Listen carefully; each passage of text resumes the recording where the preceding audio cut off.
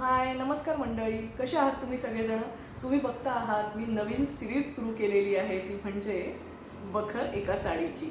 नवरात्रानिमित्त हे काही स्पेशल भाग आपण करतो आहोत. त्या त्या दिवशीचे रंग आणि त्यासोबत असणाऱ्या माझ्याकडे असणाऱ्या ज्या साड्या आहेत वेगवेगळ्या प्रांतांच्या, तर त्याच्याबद्दलची मी माहिती देत असते. आणि वेगवेगळ्या प्रांतांच्या साड्यांची खासियत खूप वेगवेगळी आहे, तर ते सांगण्याचा माझा प्रयत्न असतो. त्याबरोबर मी एक जोडून कडी केलेली आहे त्याच्यावरती. आणि ते म्हणजे 9 कवयित्री, त्यांच्या एक एक कविता मी आपल्यासमोर सादर करत असते. आपल्यातल्या बऱ्याच जणांना कविता कधी कधी माहिती असतात, पण कोण कवयित्री आहेत हे माहिती नसतं. कधी कधी कवयित्री माहिती असतात, पण त्यांच्या कविता माहिती नसतात. तर हे सांगण्याचा माझा उद्देश असतो की आता ह्या नवरात्राच्या निमित्ताने मी मागच्या वेळेस जशी सिरीज केलेली होती नवदुर्गांच्या संघ, त्याप्रमाणे नवकवयित्रींच्या संघ म्हणजे 9 कवयित्रींच्या संघ अशा अर्थाने घ्या.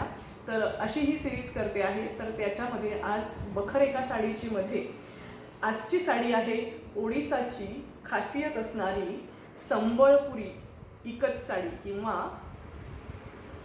बोमकाई इकत साडी. आता तुम्ही म्हणाल की संबळपुरी आणि बोमकाई याच्यामध्ये फरक काय. तर संबळपूर भागामध्ये ज्या साड्या तयार होतात त्याला संबळपुरी म्हणतात, ज्या बोमकाई भागामध्ये तयार होतात त्याला बोमकाई म्हणतात. तर फुलिया कम्युनिटी जी आहे, म्हणजे फुलिया जे विणकर आहेत ते ह्या साड्या विणतात. तर ह्या साडीचा इतिहास हा खूप जुना आहे, म्हणजे हजारो वर्ष जुना आहे. त्यातल्या त्यात 1192 मध्ये जेव्हा ह्यांचं काय म्हणतात त्याला,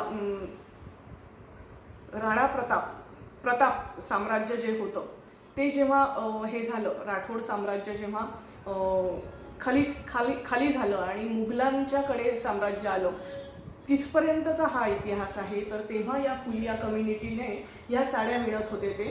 तर ह्या बोमकाई किंवा ह्या संबळपूर ह्या ज्या साड्या असतात ना, ह्या ओडिसाची खासियत असते. याच्यामध्ये शंख, चक्र, फुलं, वेगवेगळे पक्षी, रुद्राक्ष वगैरे असे वेगवेगळे मोटिफ असतात. आणि ह्या साडीची अजून एक महत्त्वाची खासियत म्हणजे आधी धागे कलर केले जातात आणि मग ते इकत स्टाईलने, इकत ही विविंगची खास स्टाईल आहे, इकत स्टाईल आहे. तुम्ही बघता आहात हे पहा, हे जे दिसतं ना असं बारीक धाराधारांसारखं, तर इकत स्टाईलने मग ते लूमवरती म्हणजे हातमागावरती मग ते धागे विणले जातात आणि मग त्यातनं ती साडी आकाराला येते. त्यामुळे साडीचं डिझाईन हे वेगळं असतं. आधी धागे विणले, रंग दिलेले असतात आणि मग ती साडी हे केली जाते. त्यामुळे इकत प्रिंट हे खूप खास दिसतं, युनिक दिसतं. भारताची जी इकत प्रिंटची कला आहे ना, ती पूर्ण आशिया खंडामध्ये पसरलेली होती. अगदी जपानपर्यंत या भारताच्या इकतच्या हँडलूमला, या कापडाला मागणी होती. इतकी ही प्रसिद्ध कला आहे. तर ही जी बोमकाई साडी आहे ना, ह्याची आठवण अशी म्हणजे की ही माझ्या किनशुकच्या बारशाची साडी आहे आणि ही त्यामुळे माझ्यासाठी खास जवळची आहे, मनाने खूप जवळची साडी आहे. याचा रंग आहे, आजचा रंग आहे निळा. सांगायचंच राहिलं, आजचा रंग आहे निळा, त्यामुळे आज मी ही निळ्या रंगाची साडी परिधान केलेली आहे. तर ही जी साडी आहे, मी जो व्हिडिओ केलेला होता की माझ्या साड्यांचं कलेक्शन, त्याची लिंक मी इथे डिस्क्रिप्शन बॉक्समध्ये देते आहे. तो व्हिडिओ जाऊन पहा. त्याच्यामध्ये माझ्याकडे ज्या असणाऱ्या साड्या आहेत ना, त्याचं कलेक्शन मी दाखवण्याचा प्रयत्न केलेला होता. आणि ह्या साडीचा ट्राय ऑन हा व्हिडिओच्या शेवटी आहे, त्यामुळे ट्राय ऑनपर्यंत व्हिडिओ शेवटपर्यंत पाहत राहा. तर अशी ही खासियत असणारी साडी आहे. फुलिया कम्युनिटी ही साडी विणते, म्हणजे फुलिया हे विणकर आहेत. आणि ह्याच्यावरती रुद्राक्ष किंवा चक्र किंवा काय म्हणतात त्याला, पानं, फुलं असे मोटिफ असतात. या साडीची अजून एक खासियत म्हणजे ह्याचे जे बुट्टे असतात ना, ते रेशमामध्ये विणलेले असतात. हे पहा,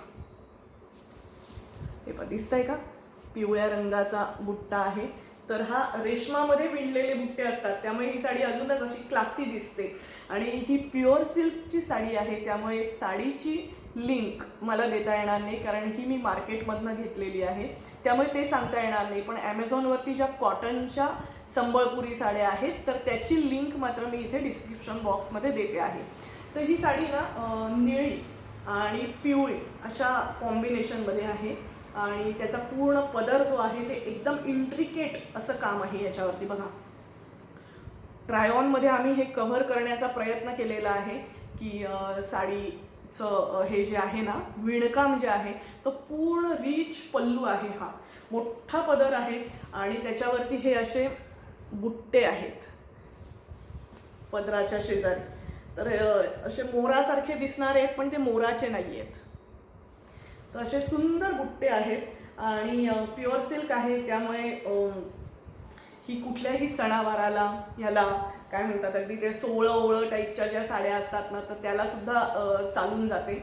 आणि सगळ्यात महत्त्वाचं म्हणजे ती नेसली की अतिशय रिच दिसते. त्याचा जो एक क्लासी असं लस्टर आहे ना, प्युअर सिल्कचं शाईन आहे ना, ते खूप खास दिसतं. त्यामुळे ही साडी मला खूप आवडते आणि मी तुम्हाला कारण पण सांगितलं की ही माझ्या किंशुकच्या बारशाची साडी आहे, त्यामुळे मनाने ती मला खूप जवळ आहे. ही साडीला खूप वर्ष झालेले आहेत आणि पण ही प्युअर सिल्कच्या सुरुवातीच्या ज्या साड्या असतात ना त्यातली माझी साडी आहे. ह्याचं जे हे आहे ना काठ आहेत ना तर असे हे धाराधारांचे आहेत आणि याच्यामध्ये वेगवेगळे मोटिफ हे असे हे केलेले आहेत, हे पहा विणलेले आहेत. त्याच्यामध्ये फुलं दिसत आहेत आणि चक्र दिसतं आहे. तर मी तुम्हाला जे सांगितलं आणि त्याच्या शेजारी तुम्हाला त्या धाराधारा दिसत असतील तर हे जे विविंग असतं, कलर मिक्स करणं जे असतं, काठाचा कलर आणि साडीचा मेन बॉडीचा कलर हा मिक्स केलेला आहे, त्यामुळे तो असा एक हिरवट कलरचा हे तयार झालेला आहे, पिवळा आणि निळा ह्या कॉम्बिनेशनमुळे. तर अशी ही ओडिसाची खासियत असणारी संबळपुरी किंवा बोमकाई साडी ही माझ्याकडे आहे आणि ही मी दाखवण्याचा आज प्रयत्न केला. या साडीचं हे हिस्ट्री जर सांगायची झाली तर ही खूप जुनी अशी साडी आहे.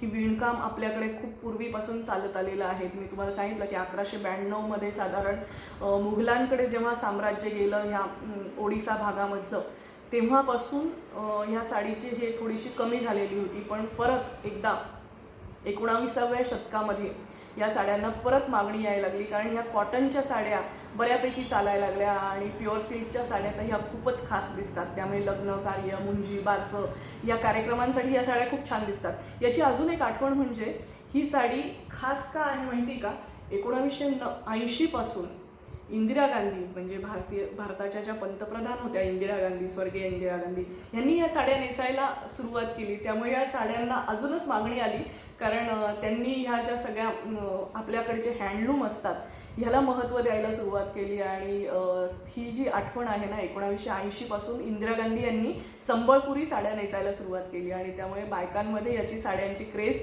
अजूनच वाढली. तर ही संबळपूरची साडी आहे ना ही खूप खास आहे. ह्याला GI टॅग मिळालेला आहे, संबळपुरी पण आणि बोमकाई पण याला GI टॅग मिळालेला आहे. त्यामुळे ह्या साड्यांचं एक खास असं हे आहे, महत्त्व आहे हँडलूमच्या इंडस्ट्रीमध्ये. संबळपूरच्या साड्या किंवा ओडिसाच्या हँडलूम साड्या याचं खूप खास महत्त्व आहे. मी तुम्हाला सांगितलं की मी ह्याच्यामध्ये वेगवेगळ्या कवयित्रींच्या कविता तुमच्यापुढे सादर करत असते. तर शिरीष पै हे नाव तुम्हाला माहिती आहे का? शिरीष पै ह्या आचार्य यात्रे यांच्या मुलगी होत्या. तर शिरीष पैंचं खासियत काय होती की त्या हायकू लिहायच्या. हायकू हा एक जपानी काव्य प्रकार आहे. तर हायकू लिहायच्या, त्यामुळे त्यांना खूप प्रसिद्धी मिळालेली होती ह्या कारणामुळे. तर त्यांची एक कविता आणि हायकूचा एक प्रकार मी तुमच्यासमोर सादर करते आहे. फक्त हायकू या नावाने त्यांची हायकू आधी ऐका. शिळ घातली इवल्याशा पाखराने, दुमदुमले रान सारे, बकुळीचं फूल सुकलं तरी सुगंध राहतो, इतर फुलांचा कुठे जातो.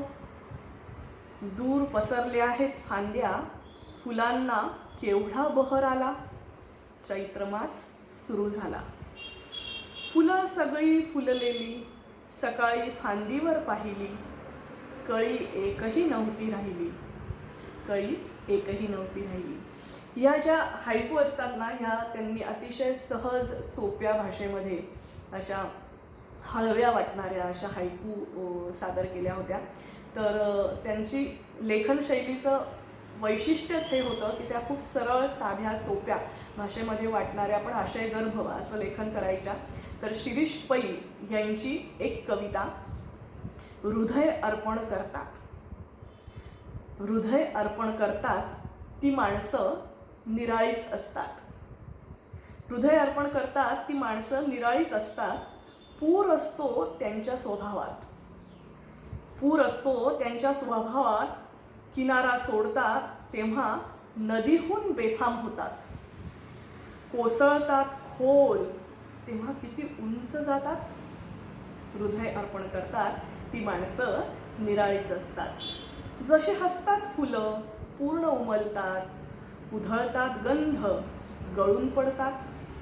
नियतीचा सहज स्वीकार हृदय देणारेच करतात. नियतीचा सहज स्वीकार हृदय देणारेच करतात. अश्रूंच्या प्रत्येक थेंबातून त्यांची गाणी फुलतात. प्रीतीचे दिव्य किरण त्यांच्यातून नित्य पाझरतात. आमच्याकडे मागे ना सगळा वाहता रस्ता आहे, त्यामुळे जरा थोडा आवाजाचा डिस्टर्बन्स होतो. अश्रूंच्या प्रत्येक थेंबातून त्यांची गाणी फुलतात. प्रीतीचे दिव्य किरण त्यांच्यातून नित्य पाझरतात. ज्यांची दारे बंद होतात त्यांनाही आपले हृदय देतात. हृदय अर्पण करणारी माणसं वेगळीच असतात, निराळीच असतात.